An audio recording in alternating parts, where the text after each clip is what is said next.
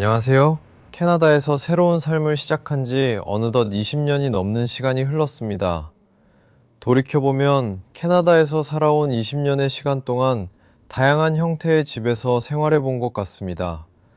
처음에는 단독주택인 하우스부터 시작해 반지하, 아파트, 그리고 타운하우스까지 캐나다에서 경험할 수 있는 여러 주거 형태를 직접 겪어보았습니다.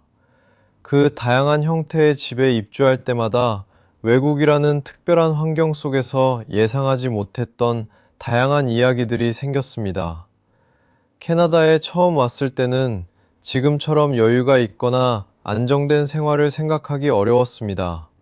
저보다 먼저 아내와 아이들이 캐나다에 들어와 정착을 시작했고, 저는 한국에서 연구소에서 연구원으로 직장 생활을 하다가 명예퇴직을 한 후 가족과 합류하기 위해 캐나다 밴쿠버로 오게 되었습니다. 처음 아내와 아이들이 정착했던 집은 규모가 있는 쉐어하우스였습니다. 그 집은 1층과 2층으로 나누어진 구조의 하우스였고, 뒷마당에는 넓은 잔디 공간이 있었고, 2층 전체는 집주인이 사용했습니다. 1층에는 저희 가족과 또 다른 세입자가 함께 생활했습니다.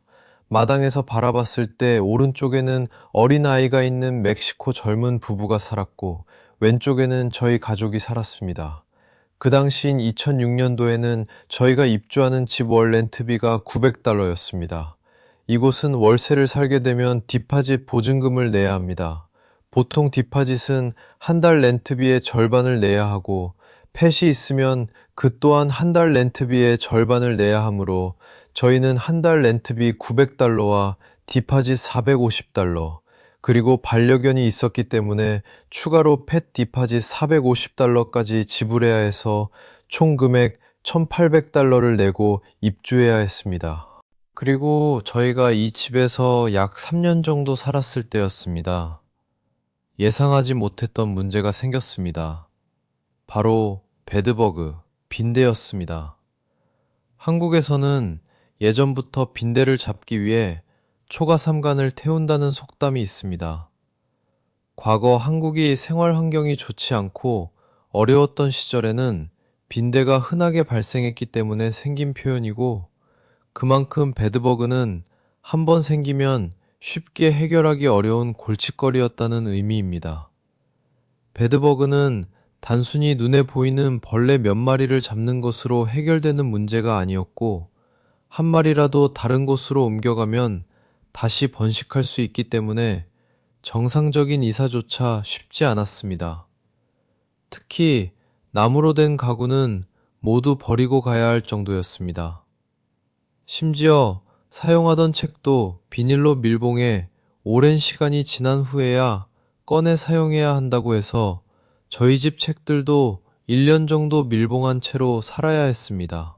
더 힘들었던 것은 아내의 상황이었습니다. 당시 아내는 워킹 비자로 일을 하고 있었는데 베드버그에 물려 손이 심하게 부어서 손을 제대로 사용할 수 없었고, 일을 나가는 것도 어려운 상황이 되었습니다. 아내는 당시 요리사로 일을 하고 있었는데 손을 많이 사용하는 일이었기 때문에 결국 며칠을 쉴 수밖에 없었습니다. 저희는 베드버그가 어떻게 생겼는지 원인을 찾아보았습니다. 정확한 원인은 알 수 없었지만 옆집에 살던 멕시코 가족의 친척이 방문한 이후부터 문제가 발생한 것이 아닌가 생각하게 되었습니다.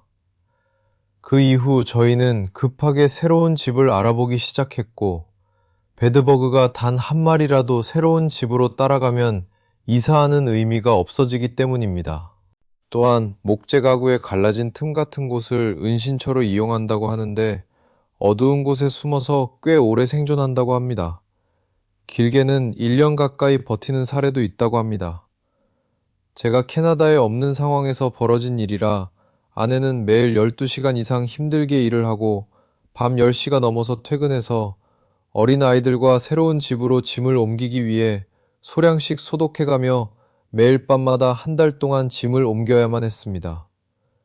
집주인은 인도분이었고 매너도 있었고 별로 서로 소통할 일도 없이 조용히 그 집에서 살고 있는 가운데 배드버그라는 생각지도 못한 일이 생긴 것이지요. 그렇게 해서 이사를 어렵게 한 후 며칠이 지나자 인도 주인분은 너희 가족으로 인해 배드버그가 생겼으니 오히려 우리에게 배상을 해야 한다고 하더군요.